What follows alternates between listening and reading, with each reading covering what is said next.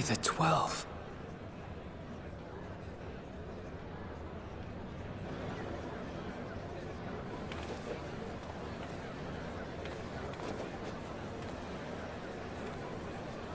Glad you could join us.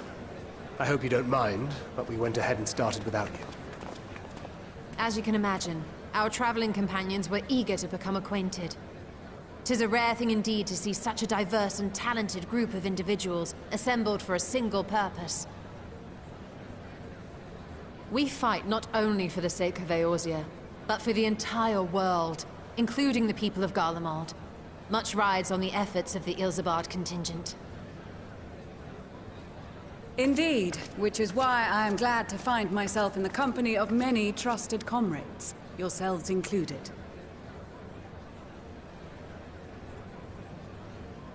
Lucia!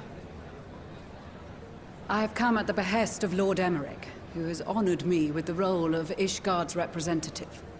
And for the good of all nations, not least my former homeland, I am determined to see this mission through to its end. We have a hard road ahead of us, but walk it we shall, together.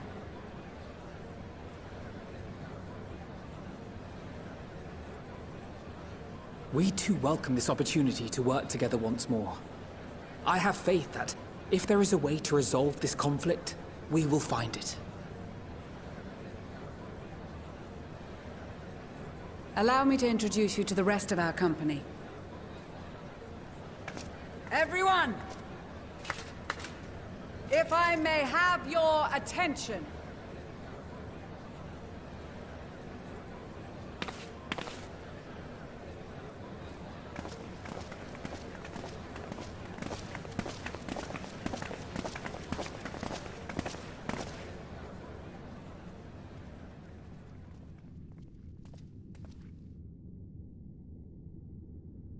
Might I ask you to speak first?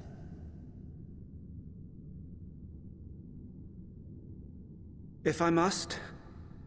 I am Arun Senna, spokesman for the Gridanian delegation, here on behalf of my esteemed sister, the Elder Seedseer. We shall provide support and protection to those in need during our time in Garlemald. To that end, I am joined by healers selected by the Conjurers Guild, with the Order of the Twin Adder's Finest serving as our escort.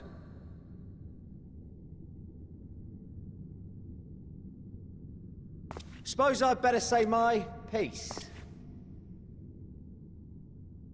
Wait, I know you.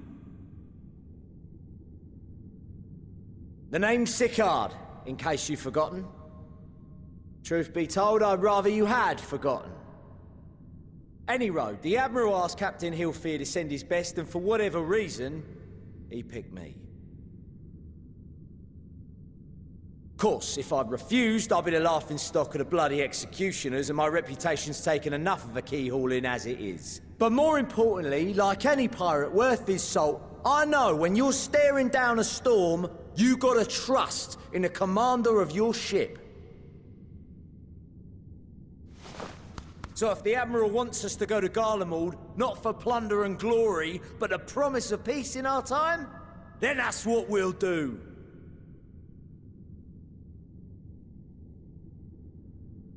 Since we all know how much the Empire loves its steel, we thought we'd bring along a few smiths to make the most of it. Give them a pile of scrap and they'll cobble together anything you fancy. Of course, just like the Gridanians, we got fighters of our own. We might have come with a more constructive purpose in mind, but we're more than capable of cracking skulls, believe you me. Well, you're certainly raring to go. But then again, so are we. The most dependable warriors of Uldar and Alamigo have assembled at the Sultana and General Aldin's behest.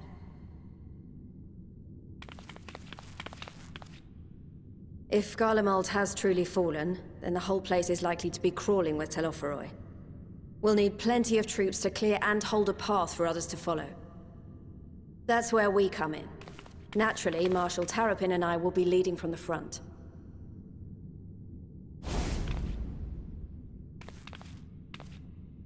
It's been some time since I last saw you in your element on the battlefield. From what I've heard, you've become pretty fearsome yourself. Master Matoya? The Avatar of Destruction?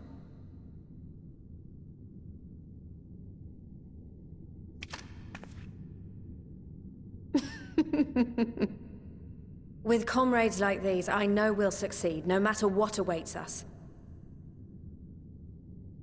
And then we might finally get a chance to enjoy a good long rest. But until then, let's give it our all.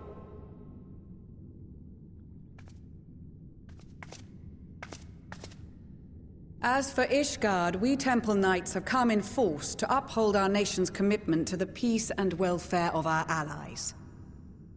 The bitter cold of Garlemald is a formidable enemy in of itself. Our experience fighting in ice and snow will prove invaluable in the days ahead. Accordingly, I have been designated commander of the Ilzabard contingent.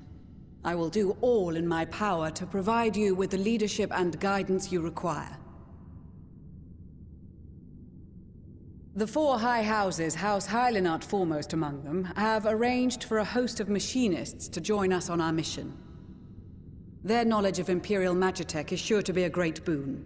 They will address any problems of a technical nature, together with the smiths of Limpsa Lomitsa.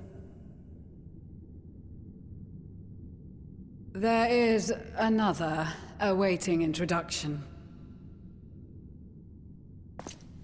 Lord Emanolain! Ah, yes. Emanolain de Forton, at your service. Though, lest there be any misunderstanding, I should stress that I've not become a fearsome warrior while you were away. Rather, far from it, actually. My brother, in his infinite wisdom, decided this would be an excellent chance to make something of myself. Oh, and fight for world peace and all that. But, should the opportunity arise for a spot of ballroom dancing, I will be your twinkle-toed gentleman of light.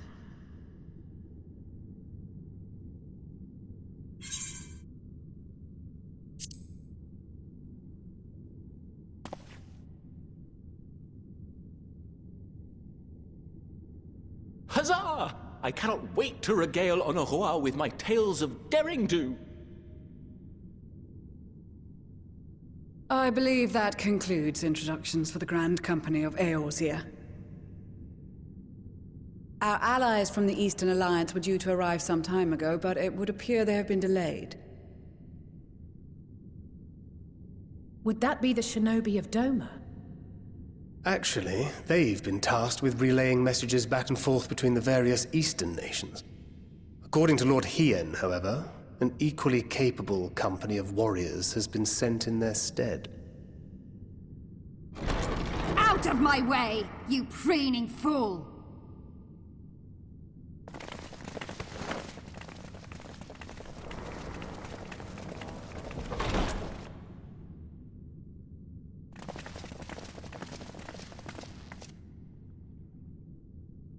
Forgive us for coming late.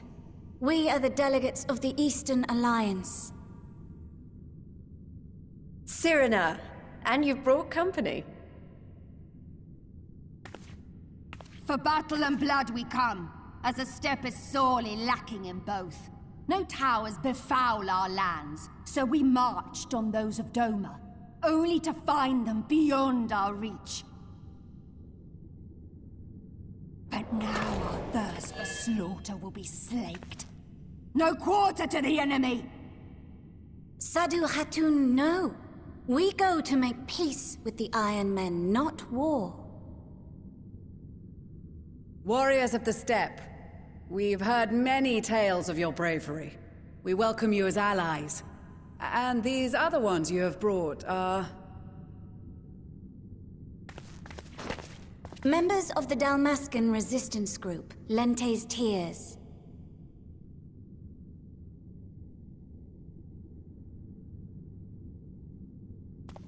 And the Bosnian resistance. Between them, they have a wealth of experience in espionage, and are particularly adept at infiltrating Imperial facilities. Which is fortuitous, since Garlemald's domain is so vast that I could never hope to handle reconnaissance duties all by myself. Dalmasca, Bosnia, Alamigo. All lands which have suffered the tyranny of the Empire. I would never presume to question your motives. Nevertheless, I must reiterate that our goal is to aid the victims of the Telophoroi, the common folk of Garlemald. And they are victims, make no mistake. Though I understand that many may struggle to see them as such. You're more right than you know. For every one of us that answered the call, there were a dozen that refused. Not only in Alamigo, but everywhere we went. And who could blame them? The Empire's always been the enemy. But after seeing what we've seen, fighting and working against and with Garleans, there's no denying the simple truth. They're just people. No different from you or I.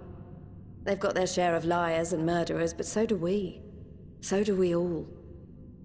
Fordola, who once swore herself to Garlemald, has proven herself a trusted ally time and time again.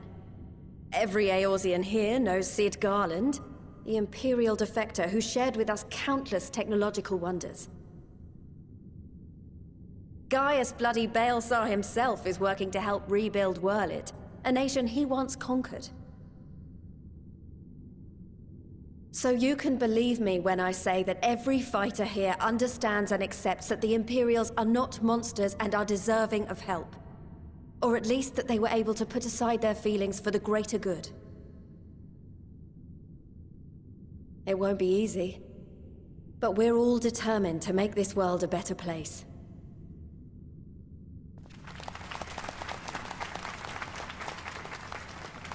What lingering concerns I may have had were clearly unwarranted. I agree with everything you said wholeheartedly.